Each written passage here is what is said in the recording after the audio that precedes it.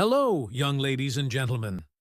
I'm Dr. Joseph Butler, your geriatrician. Today, we're going to talk about a subject that almost no one warned you about when you turned 60. A subject many people quietly assume is over, finished, or no longer important. Sex, desire, intimacy after 60. And before we go any further, I want to be very clear about something. This is not just my personal opinion. Large U.S. studies and national health polls consistently show that sexual interest does not simply disappear with age. In fact, one large national survey conducted in the United States known as the National Poll on Healthy Aging found that among adults between the ages of 65 and 80, about 40% reported they were still sexually active, and nearly two-thirds said they were still interested in sex. So if you're over 60 and you still want intimacy, desire, or closeness, research says you are completely normal.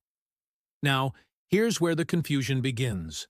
While desire often remains, many older adults feel something is blocking it. And in my clinical experience, which aligns closely with what medical research shows, sex drive after 60 is rarely gone. It's usually being blocked. And today, I want to explain exactly what those blocks are, why they happen, and what can realistically be done about them. Let's look at what the science actually tells us. A landmark medical study published in a major peer-reviewed journal examined sexual activity across older age groups. The researchers found that about 53% of adults between 65 and 74 years old were still sexually active. Even among adults aged 75 to 85, roughly 1 in 4 remained sexually active. That's not anecdotal. That's not wishful thinking. That's population-level medical data. So when someone tells you sex after 60 is over, science says otherwise.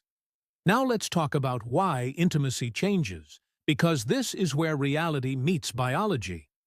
The first major blocker, and one that is very well documented in medical literature, is blood flow.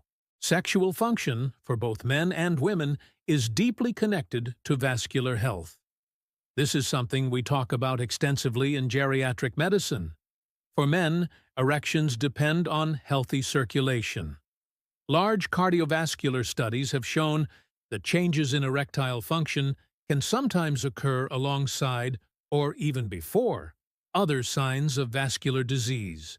That doesn't mean every sexual change is a heart problem, but it does mean we should never dismiss it.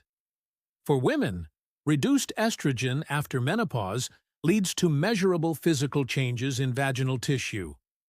Medical organizations, including menopause societies, clearly describe a condition called genitourinary syndrome of menopause, or GSM. And here's the key point supported by clinical research. GSM is common, underreported, and treatable. Yet many women are never told this. So if intimacy has become uncomfortable or painful, that's not just aging. That's a recognized medical condition with real solutions. The second major blocker, supported by decades of pharmacology research, is medication effects. By age 60 and beyond, many adults are taking medications for blood pressure, cholesterol, depression, anxiety, prostate symptoms, or sleep. Clinical studies and prescribing data clearly show that some of these medications can reduce libido, delay arousal, or affect sexual performance.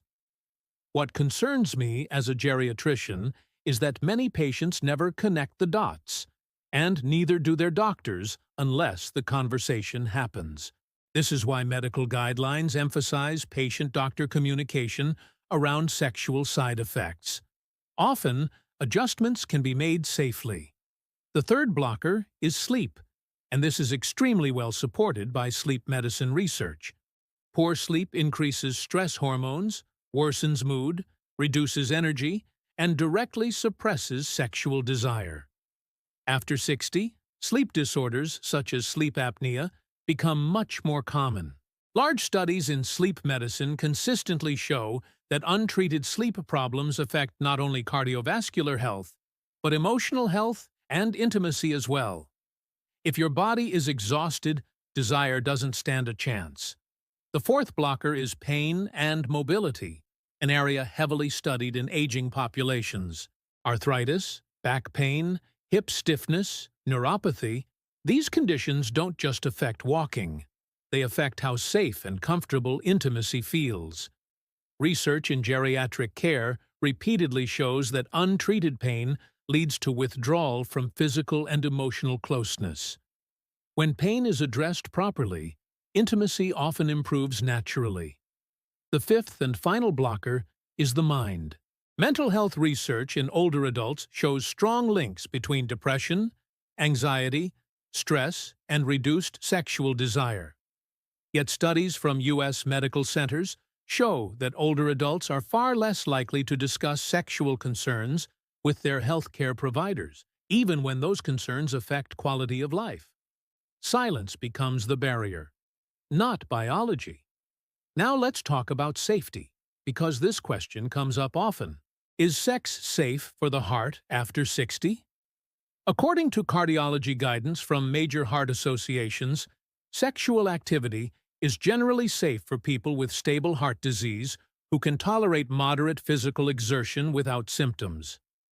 At the same time, medical guidelines are very clear about warning signs.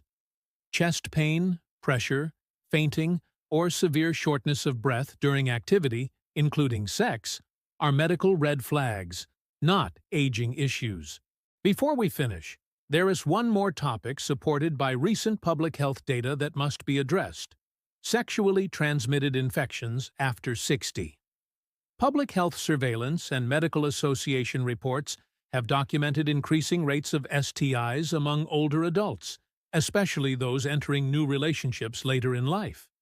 Protection and screening are not age-limited medical concepts.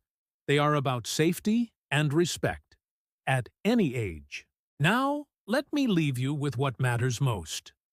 Healthy intimacy after 60 is not about turning back the clock.